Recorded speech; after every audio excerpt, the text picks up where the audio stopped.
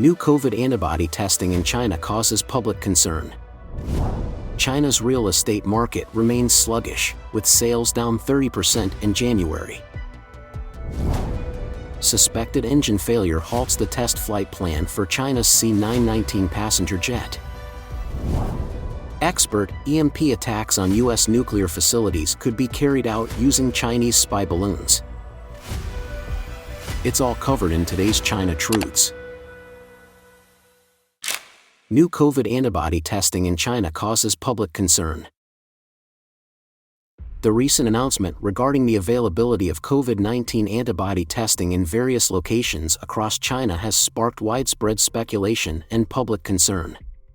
On January 14, the Wuhan Center for Disease Control and Prevention made an official statement on WeChat announcing the addition of a new testing service, the COVID-19 Antibody Level Detection Service, at the Medical Service Center of Wuhan CDC. In addition to the Wuhan Center, the Beijing CDC is also set to launch a population-wide serological antibody survey in the near future. According to a report by China News Network on January 31, the deputy director of the center, Wang Chuani, said in an interview that the survey is planned to be completed in February or March of this year. The survey will involve the collection of serum samples and the completion of questionnaires by 5,000 community members selected from 16 districts and economic development zones across Beijing. The announcement of the antibody testing and survey has generated much discussion and debate among the general public, with some individuals expressing concerns over the mandatory nature of the testing and the potential for hidden motives. Some netizens stated that it's just a way to make money. Don't test if you don't have to. Testing agencies will never disappear, our lives will never be peaceful. Do whatever you want, I'm not doing it anyway. Some netizens also recalled official Chinese Communist Party reports from last year, saying, "I remember that the Joint Prevention and Control previously said that antibody testing was not necessary. Is there anything different now? Or did I remember it incorrectly?" On the other hand, some believe that the testing is meaningful and can provide valuable information for administering the COVID-19 vaccine. However, on April 27, 2022, China's First Finance reported that experts do not recommend individual antibody testing as the results of the test will not impact personal protective measures regardless of the outcome. This, in turn, may result in the waste of valuable medical resources. China's real estate market remains sluggish, with sales down 30% in January. Despite the government's efforts to stimulate the housing market through the release of loosening policies, the market remains sluggish in 2023. According to data from CRIC and the China Real Estate Market Analytical Institute, the total sales revenue of China's top 100 real estate companies reached approximately $52.2 billion in January, experiencing a year-over-year decline of 32.5%. The overall transaction volume in first-tier cities also showed a decrease, with a year-over-year decline of 29.5%. Shenzhen was the weakest performer, recording a decline of 60%, while Shanghai, the top performer, saw a decrease of 21%. In second- and third-tier cities, the transaction volume also decreased significantly, with a year-over-year decline of 32.1% in second-tier cities and more than 40% in third-tier cities. The China Real Estate Information Services Group has reported that 2023 is still a challenging year for China's real estate companies as the pressure of debt repayment and default remains high. According to Centilene Property Agency, the first 3 quarters of 2023 will witness a significant wave of debt repayment by Chinese real estate firms, with an estimated total of $8.3 billion in debt bonds, a 6% increase from the previous year. The pressure to repay debt is particularly high in the first quarter, with a total of $3.3 billion in debt bonds due in January, a 476% increase compared to the previous quarter. According to the data from CRIC, a real estate information services provider in China, the scale of China's real estate industry has been shrinking year over year. The data indicates that in 2022, new financing for China's top 100 real estate companies totaled $121.4 billion, a 38% drop from $195.5 billion in 2021, which was also a 25% decline from the previous year. According to Wind Information, a financial data and information provider, as of February 1st, the number of companies expected to have a year-over-year decline in net profit in the 2022 financial reports of more than 60 real estate companies listed on A-shares exceeds 56, with 40 companies losing money, accounting for nearly 67%.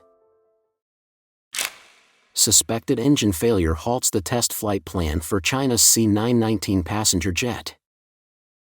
China's efforts to establish its domestic airline industry have been met with a setback as the test flight plan for the C919 passenger jet has been postponed due to suspected engine problems.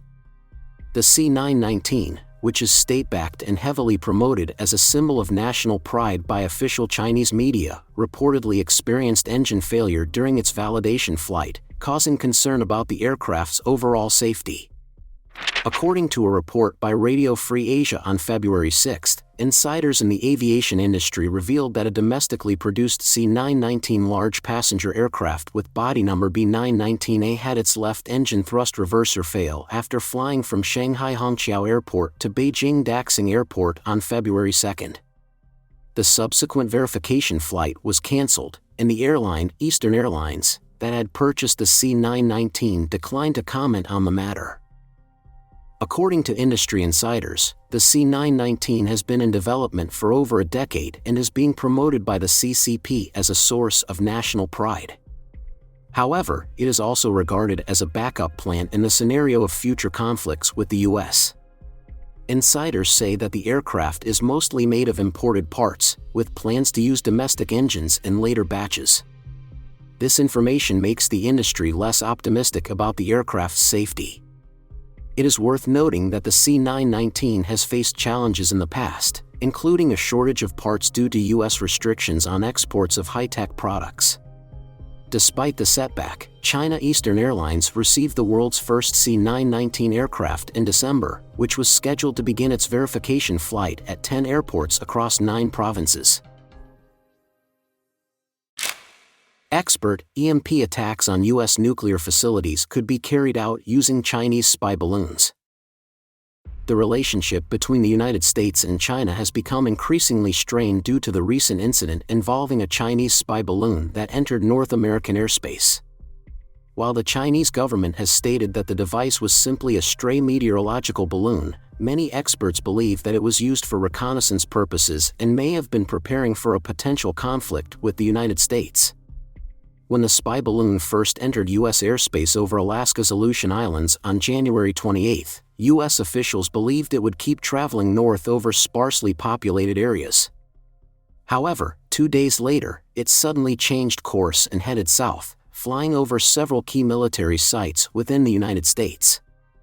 These sites included the Malmstrom Air Force Base in Montana, which oversees the management of 150 nuclear-capable intercontinental ballistic missiles, the Offutt Air Force Base in Nebraska, which serves as the headquarters for U.S. Strategic Command, and the Whiteman Air Force Base in Missouri, which is home to the Air Force's B-2 bomber fleet.